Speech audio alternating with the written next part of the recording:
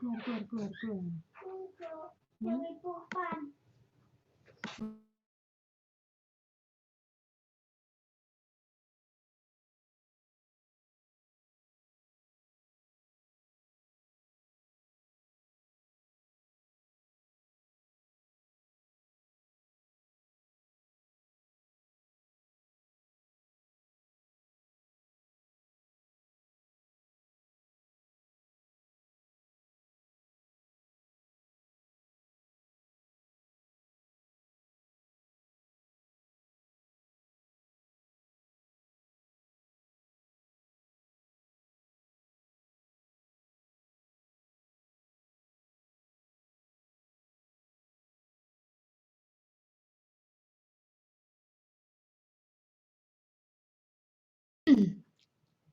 Bismillahirrahmanirrahim.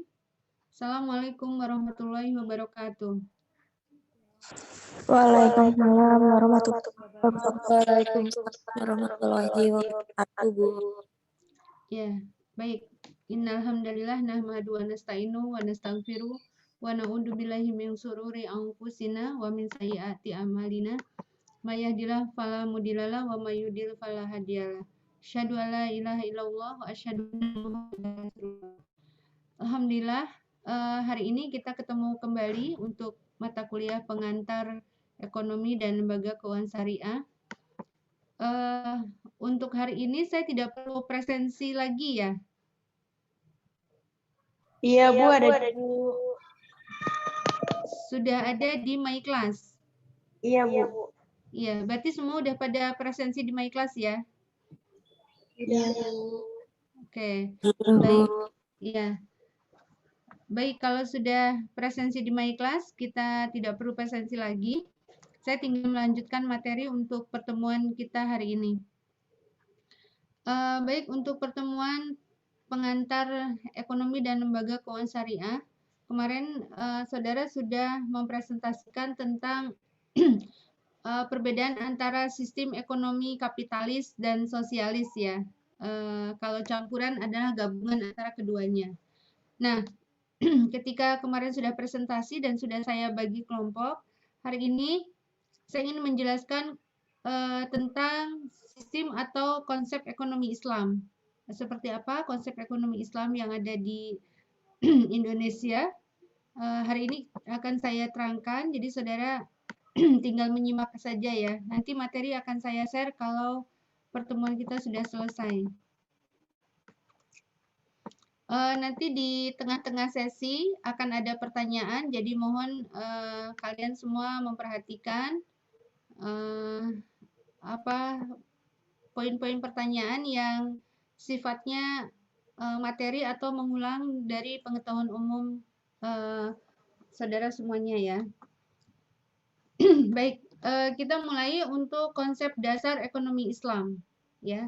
Kita sudah paham kemarin tentang ekonomi sosialis dan ekonomi kapitalis. Sekarang bagaimana sih konsep ekonomi Islam ya? Konsep ekonomi Islam yaitu ilmu ekonomi yang berlandaskan prinsip-prinsip dasar syariat Islam yang bermuara pada Al-Quran dan Al-Hadis. Nah, ini sekarang kita akan membahas tentang bagaimana Islam mengatur tentang ekonomi. Kemarin sudah sedikit disinggung di awal-awal pertemuan, nanti setelah ini kita akan lebih mendalami tentang konsep ekonomi Islam. Nanti pertemuan berikutnya kita akan membahas tentang politik ekonomi Islam. Jadi ekonomi tidak pernah lepas dari yang namanya politik. Nah, ini juga yang akan kita pelajari di pertemuan minggu depan tentang politik ekonomi Islam. Hari ini, kemarin sudah saya sampaikan bahwa kita akan masuk memperdalam tentang konsep makosyid syariah. Sehingga nanti akan saya banyak bertanya ketika sudah masuk ke poin tentang makosyid syariah. Tentunya saudara sudah belajar dan sudah mencari referensi terkait dengan apa itu makosyid syariah. Ya, baik. Pengertian ekonomi Islam itu menurut para pakar ekonomi Islam bahwa menurut Muhammad Akam Khan bahwa ilmu ekonomi Islam memiliki tujuan untuk melakukan kajian terhadap kebahagiaan hidup manusia yang dicapai dengan mengorganisasikan sumber daya alam atas dasar kerjasama dan partisipasi. Kalau menurut Muhammad Abdul Manan, ilmu ekonomi Islam adalah cabang ilmu sosial yang mempelajari masalah-masalah ekonomi masyarakat yang diilhami nilai-nilai Islam. Nah, ini banyak beberapa pakar ekonomi Islam yang memberikan pengertian atas ekonomi Islam itu apa. Kalau menurut Muhammad Umar Chapra, sebuah pengetahuan yang membantu upaya realisasi kebahagiaan manusia melalui alokasi dan distribusi sumber daya yang terbatas dengan mengacu pada nilai-nilai dasar Islam. Nah, menurut Umar Chapra bahwa sumber daya alam ini terbatas, sementara kebutuhan atau keinginan manusia tidak terbatas. Nah, sistem ekonomi Islam inilah mengatur untuk mensinergikan antara sumber daya yang terbatas ini dengan kebutuhan atau keinginan masyarakat yang tidak ada batasnya. Kemudian menurut Muhammad Najatullah As-Siddiq, respon pemikiran Muslim atas masalah ekonomi pada masa-masa tertentu. Dan yang terakhir, menurut Khursyid Ahmad, suatu usaha sistematis untuk memahami masalah ekonomi dan tingkah laku manusia secara relasional dan perspektif Islam. Nah, artinya dari sekian pakar ekonomi, yang paling lebih mendekati kepada konsep ekonomi Islam adalah pemahaman dari Muhammad Umar Chapra, di mana pemahaman Umar Chapra ini mengatakan bahwa ekonomi Islam adalah sebuah pengetahuan yang membantu untuk merealisasikan antara distribusi sumber daya yang terbatas dengan keinginan atau kebutuhan masyarakat yang tidak terbatas pada berdasarkan nilai-nilai Islam. Nah, artinya di sini ada sebuah pernyataan yang bertolak belakang ya, bahwa keterbatasan sumber daya sementara keinginan dan kebutuhan manusia yang tidak terbatas. Nah, apakah itu benar dan bagaimana Islam mengaturnya? Mari kita pelajari bersama di setelah ini ya. Baik, sedikit saya mengulas terhadap materi yang kemarin dipresentasikan oleh 3 kelompok ya, ada sosialis, kapitalis, dan campuran. Saya sekarang ingin coba membandingkan antara sistem sosialis, Islam, dan kapitalis ya, atau sosialis, kapitalis, dan Islam. Nah, ini berdasarkan yang pertama adalah paradigma berpikir, bahwa sosialis itu berdasarkan paradigma Marxis ya, sementara Islam berdasarkan syariah dan kapitalisme berdasarkan kebebasan pasar atau ekonomi pasar. Jadi kapitalisme itu memberikan apa istilahnya ya, pasar bebas gitu. Nah, kemudian basisnya untuk sosialisme itu tidak ada kepemilikan pribadi. Yang kemarin saudara sampaikan ya, bahwa dalam sistem ekonomi sosialis, kepemilikan itu semuanya dikuasai oleh negara. Nah, dalam Islam, kepemilikan itu adalah manusia itu sebagai umat Allah atau ciptaan Allah sebagai seorang muslim. Jadi ya kepemilikannya harus diatur sedemikian rupa. Jadi ada kepemilikan pribadi, ada kepemilikan bersama kalau dalam konsep ekonomi Islam. Nah, dalam konsep ekonomi kapitalis, manusia itu sebagai target ekonomi, manusia sebagai target pasar, ya, atau manusia sebagai target market, ya, istilahnya begitu. Nah, landasan filosofinya adalah sosialisme itu dialektik, sementara Islam khalifah Allah di bumi. Dan kapitalis adalah individualisme berdasar laissez-faire, ya. Jadi siapa yang kuat dia yang menang untuk kapitalis. Kalau sosialis berdasarkan otorisasi, sementara Islam itu ada yang namanya pemimpin gitu ya, pemimpin yang ditunjuk oleh masyarakat atau oleh rakyatnya untuk bisa mengatur perekonomian yang ada di negara tersebut.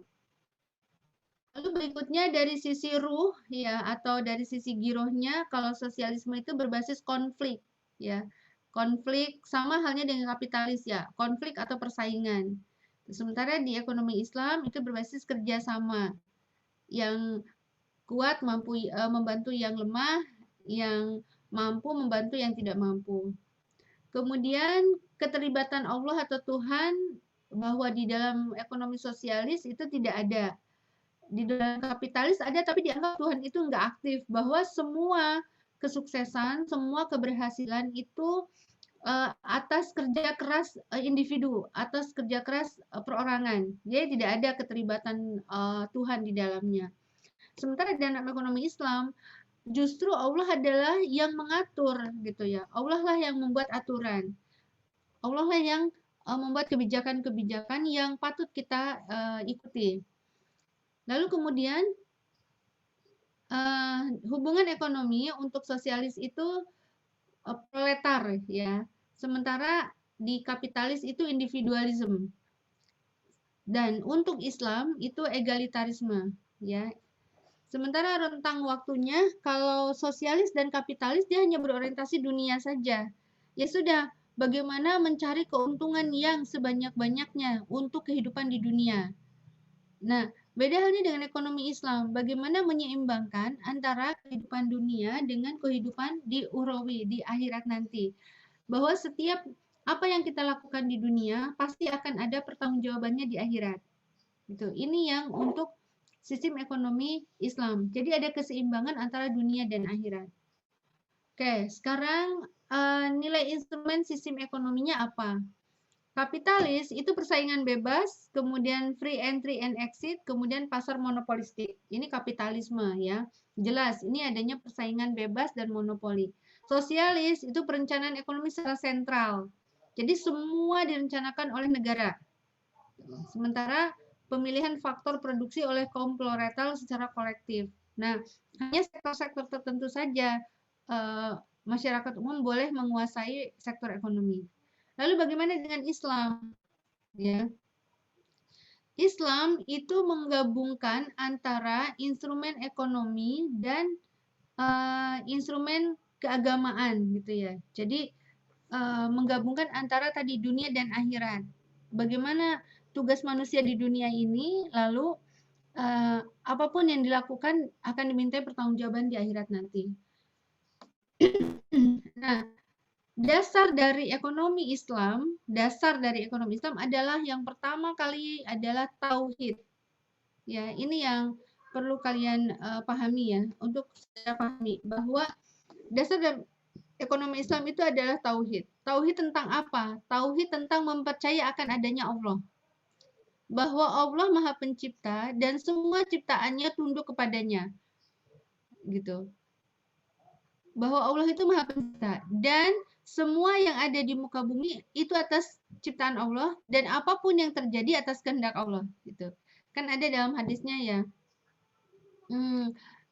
Tidak ada sampai kalian tertusuk duri gitu kan. Itu pun atas kehendak Allah gitu. Tertusuk duri saja Allah berkehendak, apalagi kejadian-kejadian yang lain. Kemudian memahami dalam tauhid itu adalah dunia dan seluruh alam adalah milik Allah. Manusia itu memilikinya hanya terbatas sesuai dengan kapasitas dan kemampuannya. Nah, ketika dasar tauhid ini sudah tertanam bahwa meyakini kita semua makhluk ciptaan Allah dan akan dimintai pertanggungjawaban, maka kita merasa bahwa kita punya cermin ya atau kita punya rekam jejak nanti di akhir kehidupan kita, sehingga tindakan muamalah pun gitu, tindakan muamalah pun merasa selalu terawasi oleh yang memiliki dunia. Oke ya, ini artinya sistem ekonomi Islam dasarnya adalah tauhid. Tauhid itu adalah keyakinan terhadap Allah Subhanahu wa taala, di mana Allah adalah betul-betul Maha Pencipta. Ya, satu-satunya pencipta kita semua, pencipta alam. Kemudian sifat ekonomi Islam bahwa sumber dari Allah atau Tuhan dan mengikat. Itu ya. ada sesuatu itu bukan karena kebetulan, tetapi memang atas kehendak Allah tadi. Ya, produksi dan konsumsi dilakukan bukan karena alasan manfaat semata, melainkan karena diizinkan oleh Allah. Ya, maka tauhid, ibadah, dan takaful itu menjadi satu kesatuan dalam ekonomi Islam. Oke. Nah, nilai dasar sistem ekonomi dari sisi kepemilikan bahwa pemilikan hanya atas manfaatnya. Pemilikan terbatas panjang umur, ya. Jadi tidak bisa kita kemudian memiliki kekayaan ini selama-lamanya. Nah, hanya dibatasi oleh usia. Kalau usia kita sudah tidak ada atau udah pendek, udah meninggal, ya sudah akan menjadi warisan, gitu ya. Dan itu tidak kemudian melekat ke orang atau individu yang sudah meninggal. Maka diaturlah yang disebut dengan hukum warisan. Kemudian tidak ada pemilikan individu atas barang umum. Jadi barang-barang yang sifatnya umum atau fasilitas umum itu dimiliki oleh negara. Ya, fasilitas umum dimiliki oleh negara. Keseimbangannya adanya kesederhanaan, kemudian menjauhi pemborosan. Ini dari sistem ekonomi Islam, ya. Kemudian dari sisi keadilan, berarti kebebasan bersyarat akhlak Islam. Kemudian harus diterapkan di semua fase kegiatan ekonomi. Kemudian alokasi sejumlah hasil kepada yang tak mampu masuk pasar atau tak sanggup membeli, penuntut kekuatan pasar. Artinya tadi ada masyarakat yang tidak mampu, maka wajib disantuni, wajib dibantu oleh masyarakat yang tidak mampu. Nah, inilah konsep zakat, ya. Islam mengatur tentang konsep zakat. Nah, ilmu zakat dan ilmu waris itu ilmunya sudah ada. Ilmunya nggak bisa dipelajari oleh manusia. Allah yang sudah mengaturnya. Jadi ilmu waris, ilmu zakat itu sudah ada dalam Al-Quran. Kita tinggal menjalankan dan melakukan inovasi untuk mengikuti perkembangan zaman. Ya. Jadi ilmu waris dan ilmu zakat masuk ke sistem ekonomi Islam atau hukum Islam. Nah, itu bisa kedua-duanya, bisa terkait dengan sistem ekonomi Islam dan bisa terkait dengan hukum ekonomi Islam, ya. Hukum Islam, bukan hukum ekonomi Islam. Ya, lanjut. Nilai instrumental sistem ekonomi Islam. Ya, ada zakat, ada larangan riba, ada kerjasama ekonomi, ada jaminan sosial, ada peran pemerintah. Jadi, sistem ekonomi Islam itu mengatur keseimbangan antara yang memiliki kekayaan dengan yang memiliki kekurangan. Lalu mengatur keseimbangan antara yang fasilitas umum atau milik bersama dengan milik individu. Kemudian mengatur keseimbangan bahwa kehidupan kita ini hanya di dunia saja kekayaannya atau materinya. Tetapi apa yang kita cari, apa yang kita gunakan atau apa yang kita lakukan itu akan dimintai pertanggungjawabannya di akhirat.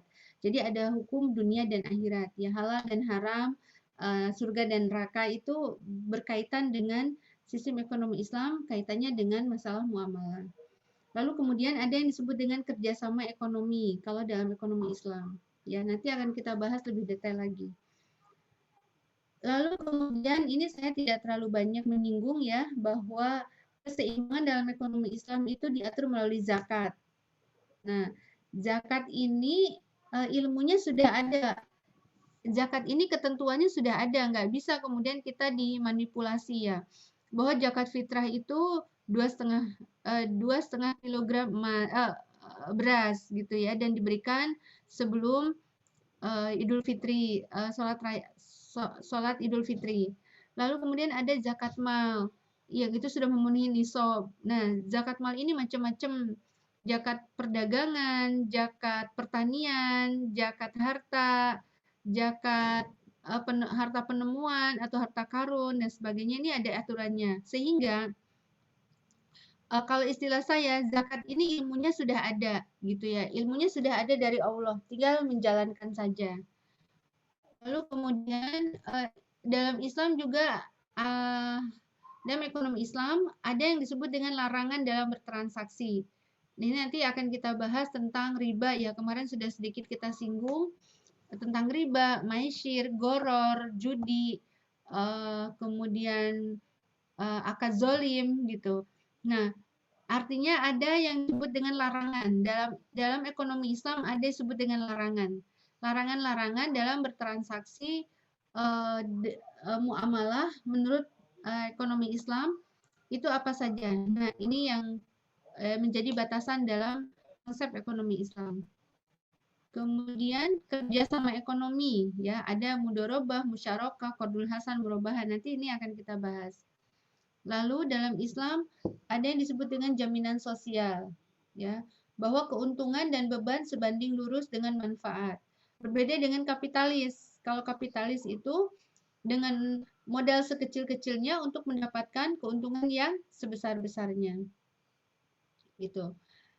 Ini ada keseimbangan, ya, ada jaminan sosial bagi mereka yang tidak mampu.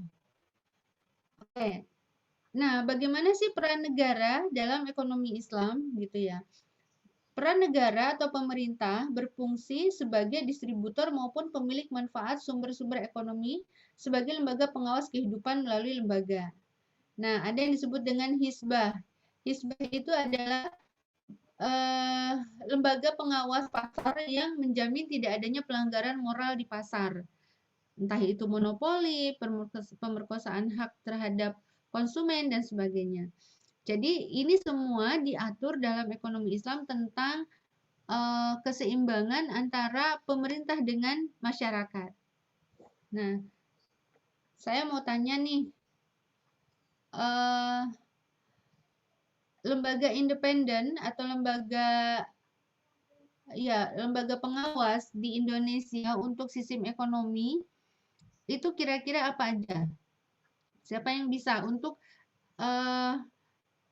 oh iya, di Indonesia sudah ada nih, ada yang disebut dengan lembaga pengawas terhadap sistem ekonomi yang berjalan, yang seharusnya berjalan, baik itu ekonomi Islam maupun ekonomi konvensional ya. Silahkan, siapa kira-kira yang bisa jawab?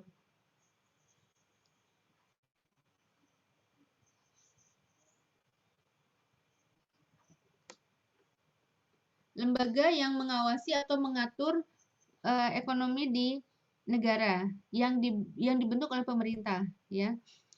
Oke, baik kalau nggak ada. Yang pertama untuk lembaga keuangan itu disebut dengan OJK, Otoritas Jasa Keuangan.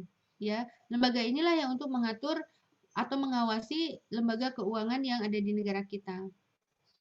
Lalu kemudian dulu sebelum OJK ada Bank Indonesia. Sekarang dibagi dua, tugasnya berbeda antara Bank Indonesia dengan OJK.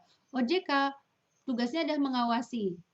Sementara Bank Indonesia tugasnya adalah membuat regulasi, ya. Lalu dalam konteks perdagangan itu ada yang disebut dengan YLKI, Yayasan Lembaga Konsumen Indonesia. Ya, jadi nanti kalau misalkan ada pengaduan dan sebagainya itu bisa ke sana. Dalam konteks ekonomi Islam, ya dalam konteks ekonomi Islam itu ada yang dimuat DSN, ya Dewan Syariah Nasional. Kegiatannya untuk apa? Ada DSN MUI, ya Majelis Ulama Indonesia, untuk membuat kebijakan halal, ya bahwa ini sudah standarisasi kehalalannya. Lalu ada DSN MUI untuk mengatur akad-akad kesyariahan dari sebuah lembaga. Itu untuk DSN-nya. Lalu untuk dari sisi hukumnya ada yang disebut dengan pengadilan agama. Nah, jadi dalam konteks transaksi ekonomi Islam, maka jalurnya melalui pengadilan agama.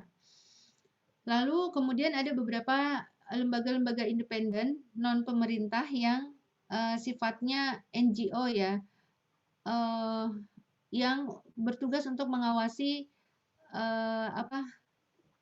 jalannya transaksi supaya tidak keluar dari kaidah-kaidah atau norma-norma yang sudah berlaku. Kalau milik BUMN misalkan BP POM gitu ya, kita akan lebih aman, kita merasa terlindungi ketika ini sudah ada BP POM-nya, lembaga yang khusus mengawasi tentang produksi makanan dan obat-obatan.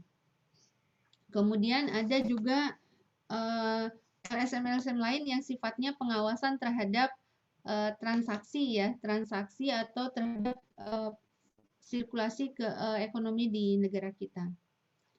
Baik, ini sebagai pengantar.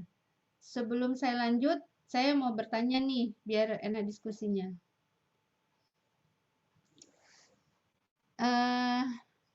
Pertanyaan saya adalah, apakah sistem ekonomi Islam, ya, apakah sistem ekonomi Islam, atau gini, pertanyaannya begini aja. Negara Indonesia itu menganut sistem ekonomi apa?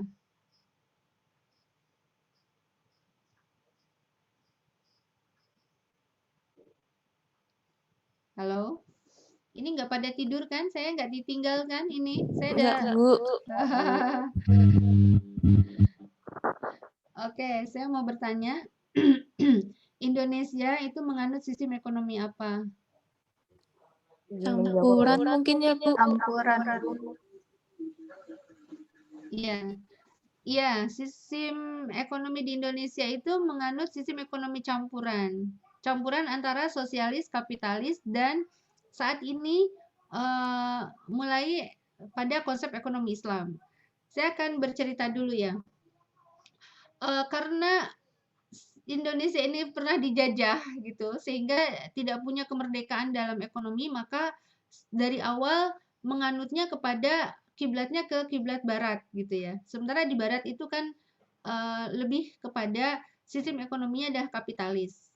Nah, hanya saja kita paham kemarin bahwa terjadi revolusi industri ya, terjadi pemberontakan dari kaum buruh yang menyebabkan tumbangnya sistem ekonomi kapitalis. Sehingga bahwa sistem ekonomi kapitalis itu tidak cocok digunakan. Maka kemudian negara-negara sosialis, negara-negara liberal membuatlah namanya sistem ekonomi sosialis. Nah, Indonesia karena negara dulunya dijajah sampai puluhan tahun, ya kemudian atas negara yang menjajah itu dibawalah sistem ekonomi atau konsep ekonomi sosialis itu. Nah, maka Indonesia mencoba menggunakan sistem ekonomi sosialis. Tapi ternyata sistem ekonomi sosialis juga runtuh gitu ya, tidak bisa digunakan selamanya. Nah, lalu pertanyaannya, sekarang kok mulai ke ekonomi Islam? Gitu ya. Nah, bagaimana ceritanya? Bagaimana sejarahnya? Kok sekarang muncul ekonomi Islam?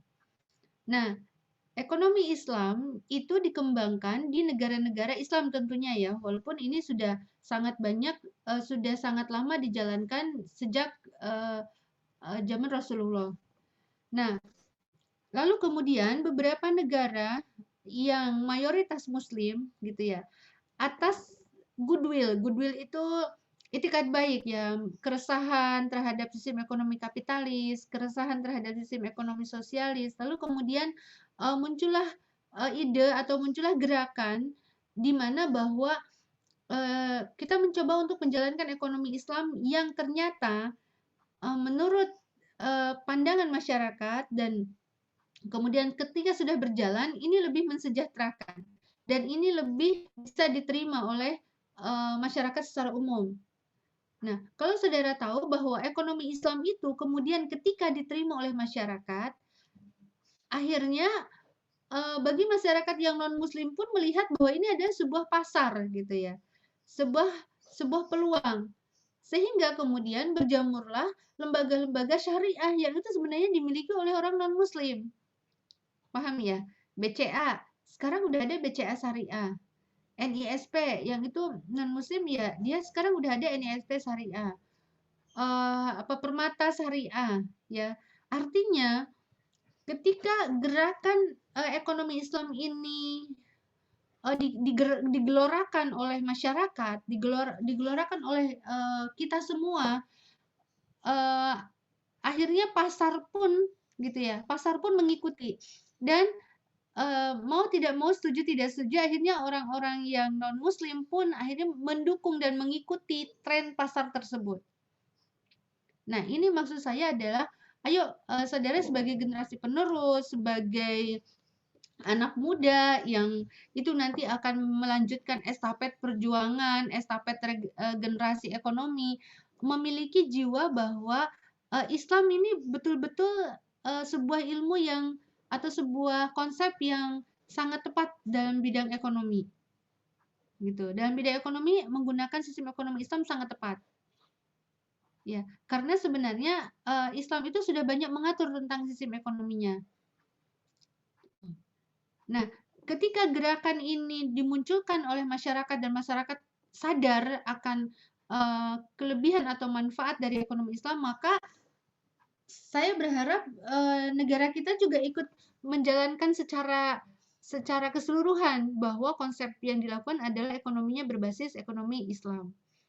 Kalau sekarang kan eh, negara ikut mendukung karena masyarakat Indonesia lebih banyak masyarakat Muslim gitu ya. Tapi secara kebijakan ini tidak mengatakan bahwa sistem ekonomi di Indonesia adalah sistem ekonomi Islam. Nah, ketika gerakan ini dari masyarakat atau gerakan ini dari bottom up gitu ya, dari bawah menjadi membentuk sebuah komunitas atau membentuk sebuah pasar, ini nanti lambat laun pemerintah pun akan membuat kebijakan yang mengikuti pasar. Tadi yang saya sampaikan. Sebagai contoh lagi ya, selain perbankan syariah. Contoh, zaman dulu ketika saya masih SMP, kayaknya saudara belum lahir ya. Itu bagi siswa SMP atau siswa anak-anak sekolah gitu, itu tidak diperbolehkan mengenakan jilbab untuk ijazah. Saya nggak tahu, saya rasa zaman saudara sudah tidak mengalami lagi ya. Jadi betapa susahnya ketika kami ini ya, para perempuan yang sudah dapat hidayah bahwa jilbab itu wajib, menutup kepala itu wajib, menutup aurat itu wajib, itu menggelorakan minimal diizinkan untuk foto ijazah itu menggunakan jilbab. Kalau seharian masih bisa ya, walaupun banyak pertentangan ya. Waktu dulu jilbab itu sangat kaku-kaku, jadi keras-keras kayak taplak meja deh. Siswa yang pakai jilbab itu udah kelihatan kuno gitu, kemudian nampak kumuh, jelek. Nah, itu zaman dulu kami zaman-zaman awal-awal masyarakat paham bahwa menutup aurat itu wajib, gitu ya. Nah, sampai kami itu sering demo ya, demo tanda petik itu ke dinas pendidikan untuk diperbolehkan ijazah menggunakan jilbab gitu, karena kami sudah paham bahwa jilbab itu wajib dipakai dimanapun, karena kan dulu sekolah boleh pakai jilbab tetapi ijazah nggak boleh pakai jilbab. Nah, itu kan rame tuh zaman saya SMP ya, tahun 8 berapa ya, tahun 80 80 86 89 lah. Nah, tapi kemudian gerakan itu dulu kan agak susah ya, wah sering banget lah kita itu kalau dilarang menggunakan jilbab di sekolah kita lepas, nanti pulang sekolah di jalan langsung kita pakai, atau di kamar mandi ketika mau pulang sekolah pakai dulu. Pokoknya inilah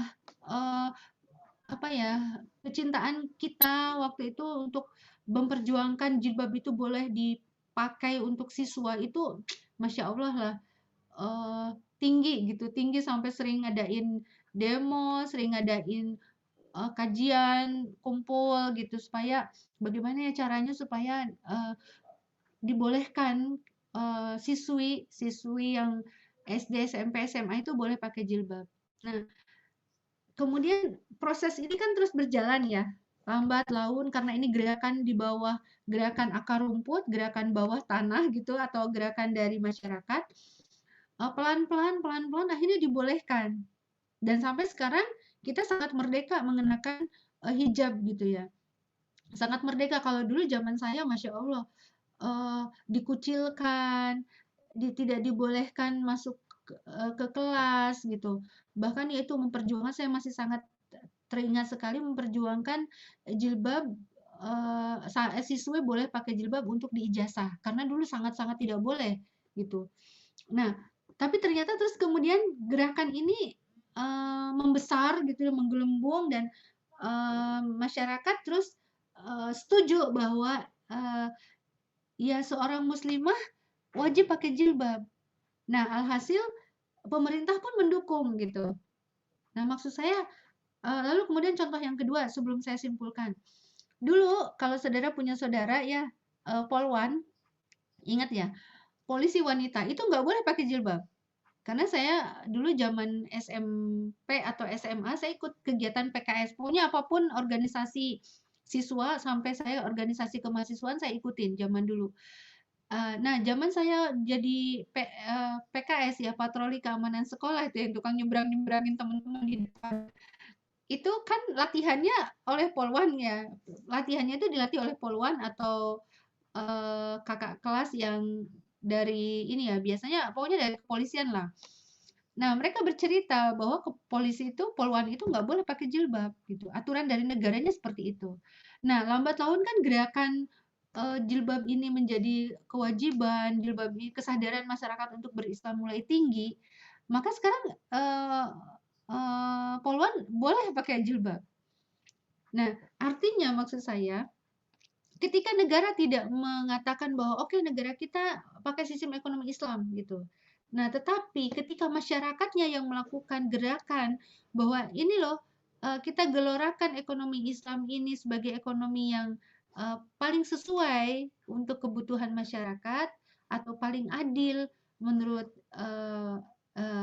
apa namanya menurut Islam, maka yuk kita gerolakan bersama gitu.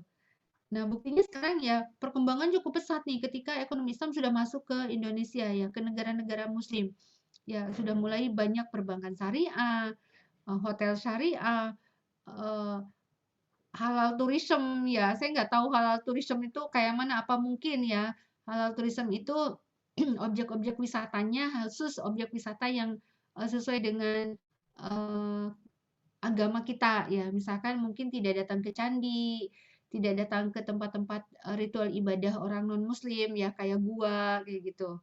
Karena memang ketika kita ada hadisnya ya, ketika kita mengunjungi tempat ibadah non-muslim atau tempat ritual agama lain berarti kita ikut mendukung eh, terkait peribadahan mereka. Sehingga akhirnya ada yang namanya halal tourism. Jadi wisatanya tidak ke candi, tidak ke apa, gua, tetapi lebih ke masjid atau ke alam gitu. Lalu kemudian banyaklah fasilitas-fasilitas yang berlabelkan syariah. Itu karena apa? Karena ada gerakan dari masyarakat dan menyadari bahwa oh iya ini sesuai gitu. Ini sesuai dan inilah yang menjadikan solusi atas kejenuhan atau atas kekurangan dari sistem kapitalis dan sosialis yang selama ini berjalan. Nah itu, menurut saya kenapa sekarang ekonomi Islam dipelajari di bangku-bangku kuliah, ya kan? Sampai ada jurusan ekonomi tersendiri, kemudian sampai ada universitas yang mendirikan fakultas, bahkan ada dari SMP, SMA ya, SMA membahas tentang ekonomi Islam. Nah, harapannya ini mulai dari dunia pendidikan, memberikan edukasi ke generasi penerus, kita semua bisa meyakini bahwa ekonomi Islam adalah ekonomi yang terbaik ya, yang tepat untuk menjawab permasalahan saat ini atau untuk kita lakukan selamanya gitu. Nah, namun pertanyaannya gitu, apakah hukum Islam berlaku di negara kita? Nah, ini yang jadi PR. Ya silahkan kalian diskusikan. Kalau ekonomi Islam kok sesuai gitu ya dan tepat. Tuh. Kenapa kok hukum Islam tidak berlaku di sini di Indonesia? Kalau hukum Islam kan hukum kisos ya, yang mencuri ya potong tangan, yang berzina ya tergantung yang zinanya siapa. Yang zinanya kalau belum menikah ya dia dirazam. Kalau yang sudah menikah ya dia dirazam sampai meninggal kan gitu. Itu hukum Islam. Nah, di Indonesia nggak menggunakan itu. Kenapa? Tuh. Dan itu tidak menjadi ini ya apa beda dengan ekonomi Islam. Tuh, beda dengan ekonomi Islam gaungnya dan kemudian lebih cepat diterima oleh masyarakat di Indonesia yang percampuran ada muslim dan ada non muslim. Nah, itu jadi PR. Silakan biar saudara juga membuka wacana pemikiran saudara tentang konsep perekonomian dan konsep hukum di Indonesia, hukum Islam di Indonesia. Makanya minggu depan nanti kita akan bahas tentang politik ekonomi Islam, ya. Karena tidak akan pernah lepas antara ekonomi dengan politik, ya. Seperti apa? Nanti kita akan bahas minggu depan. Baik, sebelum masuk materi berikutnya, mungkin ada yang mau didiskusikan. Kita akan masuk ke Makosyid Syariah. Ada yang mau didiskusikan sebelum saya masuk ke bab berikutnya?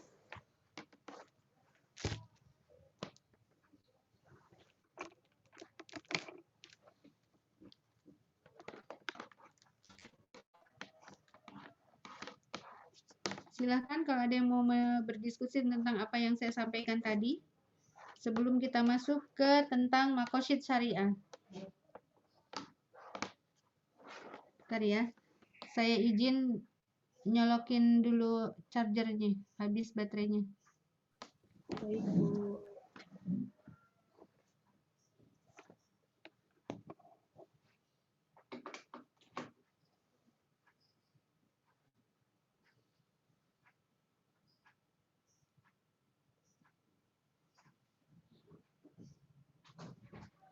Ayah, mana?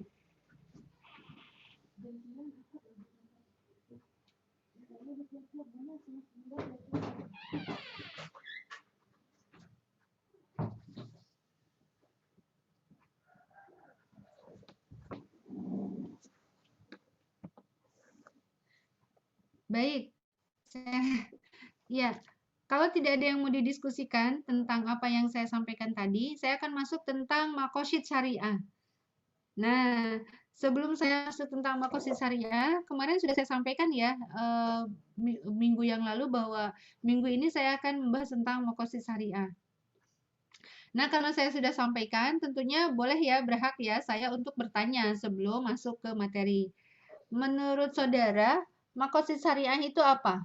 Apa yang disebut dengan Makosyid Syariah? Silahkan, kalau ini mesti harus ada yang jawab, karena udah disampaikan sebelumnya. Makosyid Syariah itu apa? Silahkan.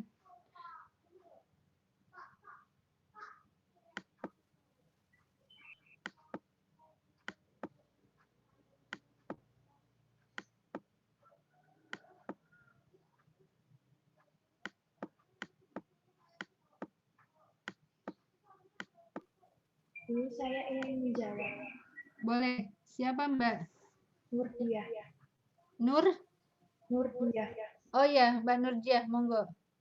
Makosyid syariah itu tujuan yang ingin dicapai oleh syariat agar kemaslahatan manusia bisa terwujud. Tujuan yang ingin dicapai dalam ekonomi syariah agar kemaslahatan manusia bisa terwujud. Iya, Bu. Iya. Baik, tujuan yang ingin dicapai. Oke, ada yang lain yang mau menjelaskan tentang ekonomi syariah? Ekonomi syariah? Makosyid Syariah?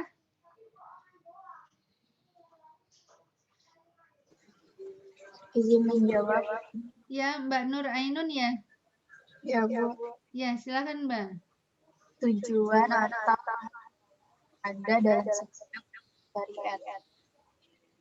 Apa Mbak? Enggak, tadi terputus.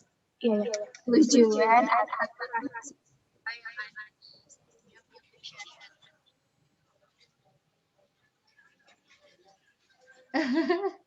Saya nggak bisa dengar.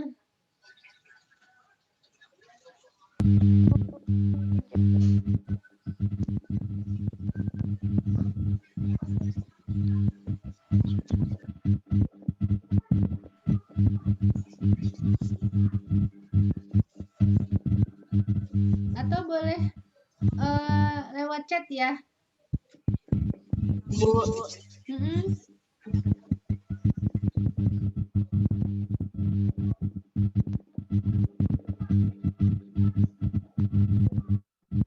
Mbak Ode ya? Iya, Bu. Ya, boleh silakan Mbak. Suaranya dengung.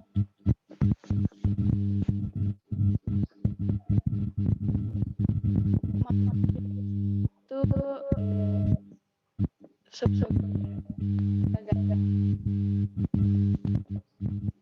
gagasan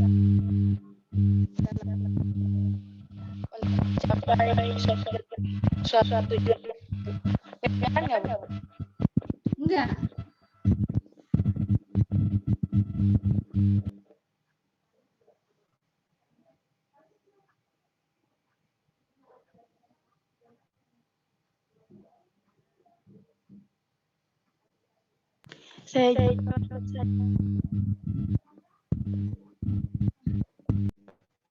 Iya, Mbak Waode nggak jelas suaranya, di chat aja. Ini kayak Mbak Nur Ainun nih. Menurut Mbak Nur Ainun, makosid syariah adalah tujuan atau rahasia Allah yang ada dalam setiap hukum syariat. Ya, silakan mungkin kalau ada yang mau menjawab bisa lewat chat.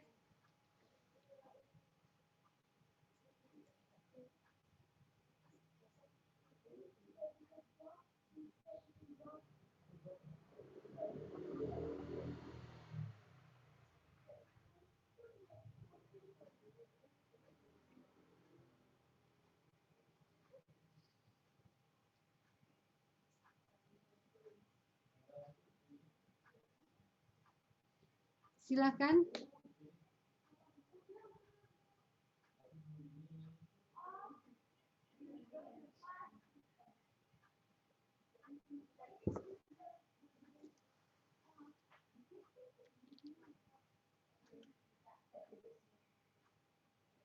Oke, terganggu ya. Baik, nggak apa-apa. Kalau gitu saya lanjutkan aja ya.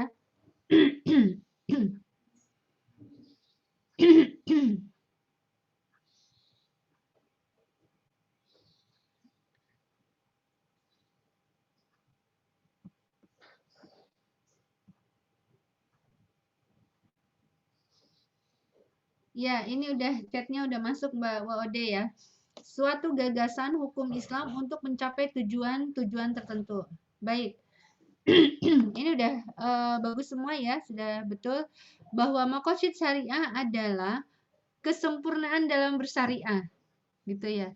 Jadi apa itu maqasid syariah gitu? Karena apa? Karena ketika dalam ekonomi Islam maka kaidah maqasid syariah itu harus terpenuhi. Bentar.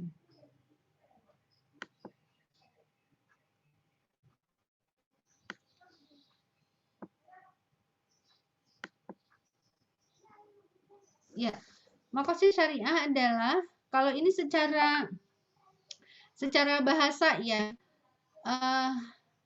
maqasid syariah adalah makna-makna dan hikmah-hikmah yang dicatatkan atau diperlihatkan oleh Allah Subhanahu wa taala dalam semua hal tentang penetapan hukum atau sebagian besar yang tidak dikhususkan perhatiannya pada jenis hukum syariah, termasuk sifat-sifat syariat dan hukum-hukumnya. Ini agak terlalu luas ya. Jadi secara kesimpulan, syariah adalah tujuan syariah dan rahasia yang ditetapkan oleh Allah Subhanahu wa taala pada setiap hukum-hukumnya. Atau dengan kata lain, maqasid syariah adalah kesempurnaan dalam bersyariah. Jadi ketika kita nanti menjalankan lembaga atau transaksi atau bekerja di sebuah pekerjaan kita, maka apakah itu sudah terpenuhi kesempurnaan bersyariahnya? Jadi Islam itu mengatur kesempurnaan hidup manusia dan termasuk ekonomi syariah dengan menggunakan maqasid syariah parameternya. Jadi kesempurnaan dalam syariah. Apakah kita sudah menjalankan maqasid syariah dengan sempurna? Nah, pertanyaan berikutnya ya. Jadi saya ulang, maqasid syariah adalah kesempurnaan dalam bersyariah. Sehingga ada beberapa prinsip dalam syariah ya, beberapa prinsip dalam maqasid syariah. Itu prinsipnya apa aja, Bu? Prinsip dalam maqasid syariah atau aspek maqasid syariah itu ada 5. Ya, ini perlu saudara ketahui. Ya, 5 aspek maqasid syariah. Yang pertama adalah memelihara agama atau hifz ad-din. Ya, yang kedua memelihara atau menjaga jiwa. Ya, atau hifz al-nafs. Yang ketiga memelihara atau menjaga akal, hifz al-akal. Dan yang keempat memelihara keturunan atau menjaga keturunan atau hifz al-nas. Dan yang kelima yang terakhir adalah menjaga atau memelihara harta, hifz al-mal. Jadi Islam itu memberikan keseimbangan tadi baik dunia dan akhirat, ya, baik dunia dan akhirat. Kemudian prinsipnya dia harus memenuhi yang disebut dengan maqasid syariah. Maqasid syariah adalah kesempurnaan dalam bersyariah. Nah, dalam menjalankan ekonomi syariah, maqasid syariah itu memiliki 6 aspek atau 6 pokok maqasid syariah. Yang pertama adalah hifz al-din, hifz al-nafs, hifz al-aql, hifz al-nas, dan hifz al-mal, yaitu menjaga atau memelihara agama, memelihara jiwa, memelihara akal, memelihara keturunan, dan memelihara harta. Bu, masing-masing prinsip itu apa sih maksudnya gitu ya? Oke, kita masuk ke poin yang pertama. Hifz al-din, ya, bahwa kehidupan kita itu harus mampu menjaga agama dari sisi keberadaannya. Artinya, menegakkan syariat-syariat keagamaan itu adalah nomor 1. Ya, menjaga atau menegakkan syariat agama itu nomor 1. Contohnya apa? Salat, sholat, puasa, zakat. Jadi, yang sifatnya ibadah mahdoh. Ya, apakah hidup kita sudah memprioritaskan ibadah kita kepada Allah? Apakah pekerjaan kita sudah mendukung kita memberikan kesempurnaan dalam bersyariah? Nah, ini saudara harus mampu bertanya seperti itu. Pertama adalah diri kita. Apakah diri kita sudah menjalankan maqasid syariah dengan benar? Tuh, yaitu urutannya nggak boleh dirubah-rubah ya. Bu, saya mau menjaga jiwa dulu. Nggak bisa. Urutannya harus sudah sesuai. Jadi urutan yang paling pertama adalah menjaga agama. Apakah hidup kita sudah mewujudkan maqasid syariah untuk nomor 1, yaitu menjaga agama. Menjaga agama itu apa? Menjalankan sholat, puasa, zakat, dan seterusnya yang sifatnya ibadah mahdoh. Ketika kita tarik dalam konsep pekerjaan atau dalam konsep usaha atau dalam konsep bisnis, kita pun harus mempertanyakan lembaga tempat kita bekerja atau bisnis yang kita bangun itu sudah memenuhi nomor 1 tidak? Bahwa tugas kita di dunia adalah sebagai khalifah atau sebagai umat Allah ya, umatnya, yang itu tugas utama adalah beribadah.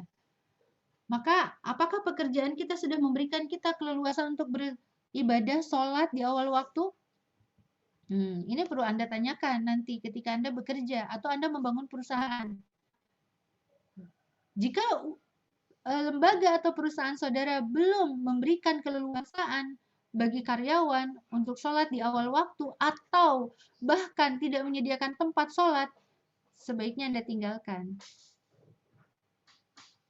Karena untuk apa kita ngejar dunia sementara kehidupan kita di akhirat nanti diabaikan. Sementara tugas kita di dunia yang paling utama adalah beribadah, Anda tinggalkan. Kalau di kantor saya ini sekedar sharing, nanti jika saudara membangun sebuah usaha ya, karena harapan saya saudara ini menjadi seorang pebisnis rintisan ya, kayak drakor itu ya, saya nggak tahu lah itu namanya drakor apa, yang tentang bagaimana membangun bisnis dari awal, walaupun itulah ala film lah, jadi ya usahanya usaha keren gitu ya. Ya, saudara bisa memulai dari bisnis buka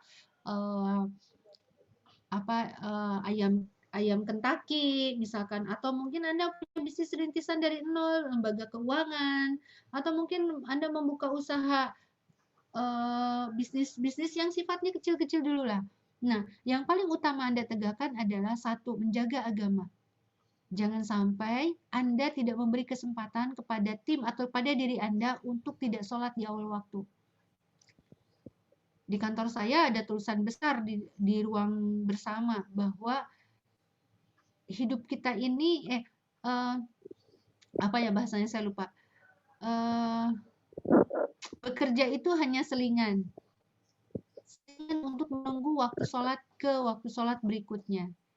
Jadi artinya ketika sudah azan berkumandang, apapun kesibukan kita sedang menghadapi apapun, kita berhentikan. Kita hentikan, kita sholat bersama. Itu kewajiban di kantor saya. Jadi yang laki-laki wajib berjamaah di masjid, yang perempuan berjamaah di kantor. Dan itu harus di awal waktu. Tidak boleh nanti gentian ya. Lah, semua orang juga ingin masuk surga, nggak ada yang mau gantian, ke neraka dulu ya kamu gitu.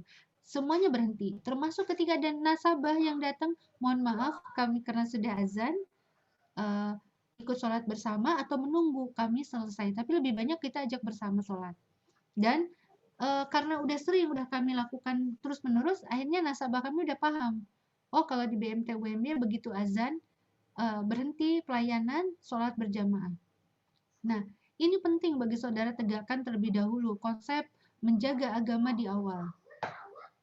Ya, saya sangat prihatin ketika dulu, kalau sekarang sepertinya tidak ya. Dulu zaman saya awal-awal datang ke Jogja, kalau main ke mall, walaupun saya jarang ya, saya bukan tipe mahasiswa yang suka nge-mall karena kegiatan saya penuh di aktivitas organisasi. Tapi pernah sesekali bersama teman-teman ke mall, itu kalau mau sholat tuh nggak ada tempat sholat. Sekalinya ada itu di basement, lalu kemudian kotor, jorok, bau kotoran tikus, yang membuat kita nggak nyaman sholat. Orang salah satu sahnya sholat tuh kan terhindar dari najis. Lah, di situ tempatnya banyak kotoran tikus, masya Allah ya. Sampai akhirnya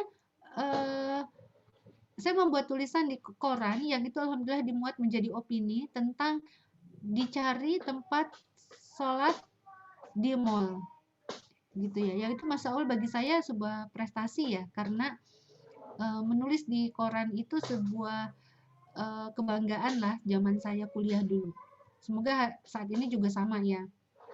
Nah, artinya maksud saya adalah menjaga agama ini harus menjadi dasar utama bagi saudara dalam merintis bisnis atau saudara bekerja di lembaga atau di perusahaan. Apapun ya. Ketika perusahaan itu tidak memberikan waktu yang cukup saudara untuk beribadah, saran saya tinggalkan. Karena yang memiliki kehidupan kita ini bukan si atasan kita, yang memiliki kehidupan bukan bos kita, tapi Allah. Tuh, utamakan dulu ibadah kepada Allah. Gitu. Saya banyak karyawan yang ketika rekrutmen datang, kenapa Anda resign dari perusahaan yang lama? Ya Bu, saya tidak bisa sholat di sana. Gitu. Kenapa? Nggak ada tempat. Atau bahkan tidak boleh sholat di jam kerja, dianggap sebagai jam kerja. Nanti sholatnya kalau udah akhir-akhir, lah kita mau nyari apa? Gitu ya. Mau nyari dunia sampai kapan? Sholat aja diakhirkan. Jadi yang paling utama adalah yakini dalam diri kita, dalam hati kita bahwa ketika kita menjaga haknya Allah, maka Allah akan menjaga haknya kita. Ya, sholat itu yang paling utama karena yang pertama kali dihisab di akhirat nanti adalah tentang sholat. Nah, itu diyakini ya oleh saudara, sehebat apapun usaha perusahaan saudara, sebesar apapun gaji saudara, tapi kalau saudara tidak diberi kesempatan untuk sholat atau tidak mendapatkan waktu yang tenang untuk sholat, sebaiknya saran saya hindari. Karena percuma. Kita hanya bisa terlena di dunia, tidak bisa membawa bekal untuk akhirat. Dan ya, tidak ada ketenangan dalam hidup ya ketika saudara seperti itu. Ibu, apa ada perusahaan yang tidak memberi waktu untuk sholat? Oh, banyak. Ibu, ada perusahaan yang tidak memberi tempat untuk sholat yang layak? Banyak tuh ya. Nah, makanya saya merasa sangat penting bagi saya untuk mendasari pemahaman ke saudara yang nanti akan terjun di dunia pekerjaan bahwa yang pertama kali yang harus dipenuhi adalah maqasidul syariah tentang menjaga agama. Ya. Menjaga agama dalam artian ibadah mahdohnya. Bu, bekerja juga ibadah, betul. Tapi dalam hidup itu ada yang namanya skala prioritas. Prioritas kita sebagai umat, sebagai hamba Allah adalah beribadah kepada Allah. Ibadah apa, Bu? Ya ibadah mahdoh. Karena itu sudah tertera dalam Al-Qur'annya. Gitu. Oke ya. Jadi itu. Pertama adalah hifz al-din, yang menjaga agama. Kemudian yang kedua adalah menjaga jiwa, ya. Belum masuk ke menjaga akal ya. Menjaga jiwa. yaitu memberi nutrisi berupa makanan dan minuman dan menjaga jiwa dari segi ketidakadaannya. Menjalankan sanksi sorry yang ini nggak usah ya. Qiyas dan diat ini sorry saya hapus harusnya. Ya ini hukum Islamnya belum dijalankan di Indonesia ya. Menjaga jiwa itu artinya jiwa kita, diri kita juga punya hak untuk makan, minum gitu. Itulah keseimbangan Islam. Jadi misalnya kita diwajibkan puasa terus gitu ya. Ada kalanya kita diwajibkan puasa, ada kalanya kita dibebaskan untuk makan dan minum. Dan jiwa kita dijaga untuk mendapat nutrisi yang baik, mendapat makanan yang baik. Jadi menjaga jiwa dari sisi makan dan minum. Kemudian menjaga akal dari segi keberadaannya, yaitu dengan menuntut ilmu dan melatih pemikiran yang positif. Maka dalam Islam diwajibkan untuk kita selalu menuntut ilmu, kapan dan dimanapun. Ya, mencari ilmu sampai ke, itu mah peribahasa ya, ke negeri Cina ya. Tentunya ya jangan di negeri Cina belajarnya. Itu peribahasa. Ya, menjaga ilmu. Jadi kewajiban untuk belajar dan terus belajar. Yang berikutnya adalah menjaga keturunan, ya, atau harga diri dari segi keberadaannya, yaitu dengan menganjurkan untuk melakukan pernikahan. Ya, hidup dengan normal, menjaga keturunan. Makanya Islam melarang yang namanya lesbi gitu kan, kemudian gay. Itu dilarang karena apa? Karena Islam sudah menjaga silakan kalian menikah bagi yang sudah mampu gitu ya. Nah, disegerakan makanya bagi yang sudah mampu. Nah, ini yang masih pacaran-pacaran sebaiknya kalau belum siap kalau udah siap segera disegerakan nikahnya. Saya lagi kuliah dulu udah diajak-ajak nikah, lulus langsung nikah. Sebenarnya sebelum lulus udah diajak-ajak nikah karena memang tidak mau pacaran. Gitu ya. Jadi dengan cara apa Islam mengatur itu semua? Dengan cara ya menikah gitu ya, menjaga keturunan. Lalu yang terakhir adalah menjaga harta dari segi keberadaannya dengan menganjurkan untuk bekerja dan mencari rezeki yang halal. Nah, carilah rezeki yang halal atau jagalah harta kalian dengan yang baik gitu ya. Dengan cara bersedekah, kemudian menghindari larangan-larangan dalam bermuamalah. Ini yang disebut dengan maqasid syariah.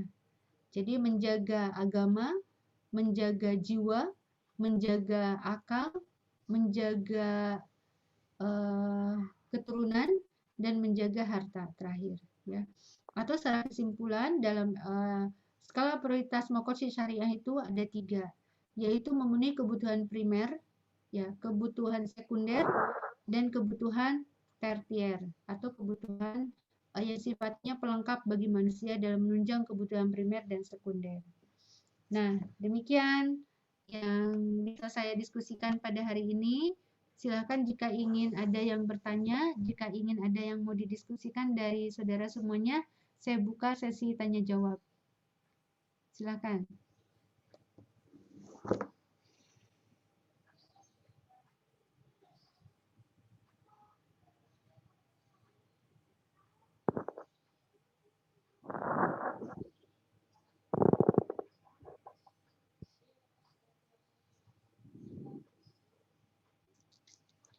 Ada yang mau ditanyakan?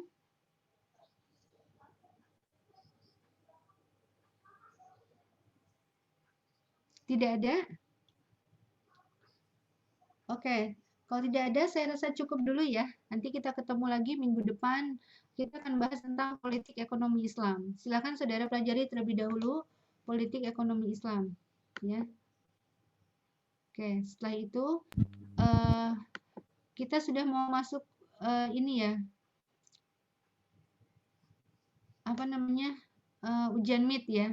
Nah, saudara siap-siap untuk kita mengevaluasi pelajaran kita selama setengah semester. Gimana? Ada yang mau bicara, Mbak? Ada yang mau bicara tadi ya? Enggak?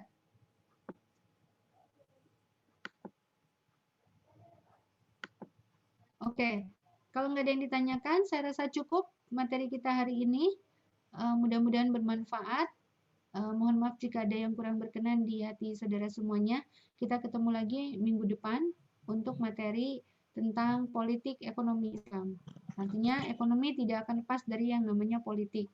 Nah, kira-kira yang lebih utama, yang lebih mengendalikan atau yang lebih dominan itu politiknya atau ekonominya, gitu ya. Baik, terima kasih atas perhatiannya. Jazakumullah khairan katsir. Selamat beraktivitas di hari ini. Sampai ketemu di minggu depan.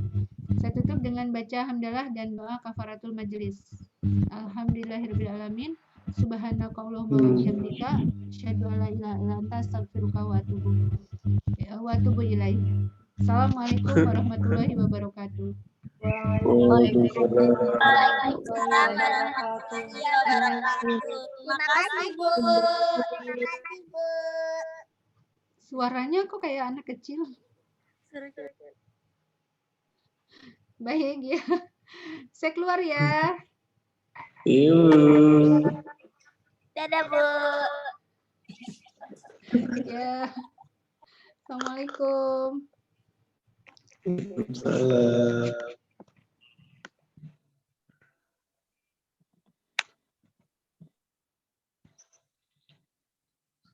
Lah.